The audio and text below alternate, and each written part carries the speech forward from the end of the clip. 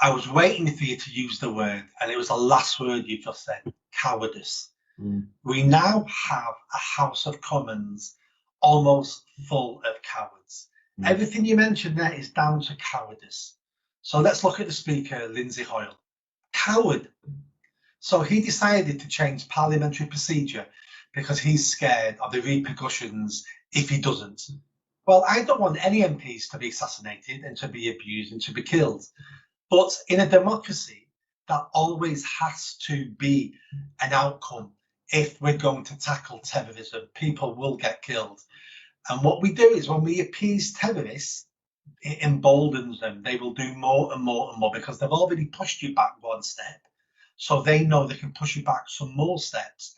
And that's exactly what Lindsay Hoyle did. He's shown the world we're a bunch of cowards. Now, you also talked about the minister who resigned, the Tory minister who resigned because of threats. Again, that's an horrendous position to be in. And he did the right thing. If he's too cowardly to carry on his job, to do it correctly, then he should resign. And that's what he's done. So somebody now may be elected who's braver, who will take the fight to the extremists. And then Rishi Sunak, a couple of days later outside 10 Downing Street, talking about radical Islam. And every time he mentions radical Islam, he has to say, and the far right, and the far right. There is no far right in the UK.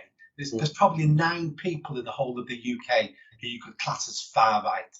But he has to say it because he's scared of being called a racist.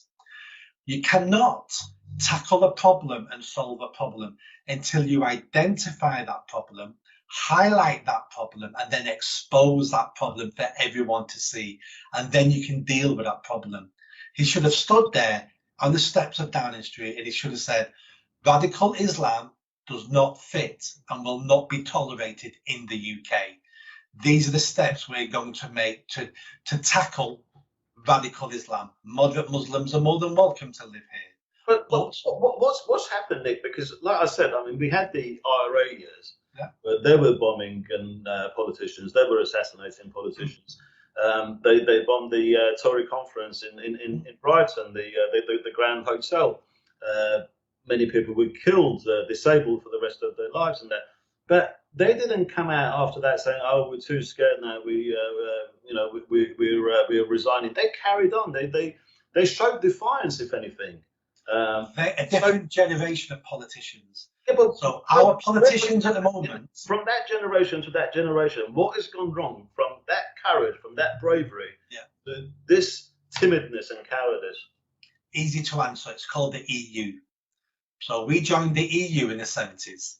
And then once we joined the EU, we didn't need leaders anymore. We didn't need brave politicians anymore. We needed a load of middle managers. And that's all the House of Commons. That's what the House of Commons became, a house full of middle managers whose job it was to implement laws that a foreign power based in Brussels told them to do. So leaders stopped becoming politicians because we needed middle managers. Now, the 80s, we still had some leaders in the 80s because they joined and became politicians before we joined the EU. But since then, the ones who've joined since then are basically professional middle managers. Now we've left the EU. In the next 10 years, we will start getting a better quality of MP sitting in the House of Commons because they're not middle managers anymore now. They're politicians, they'll be leaders, they'll be statespeople. They can make decisions for this country. They can change this country. But the batch we've got at the moment, for the next 5-10 years, won't be able to do any of that.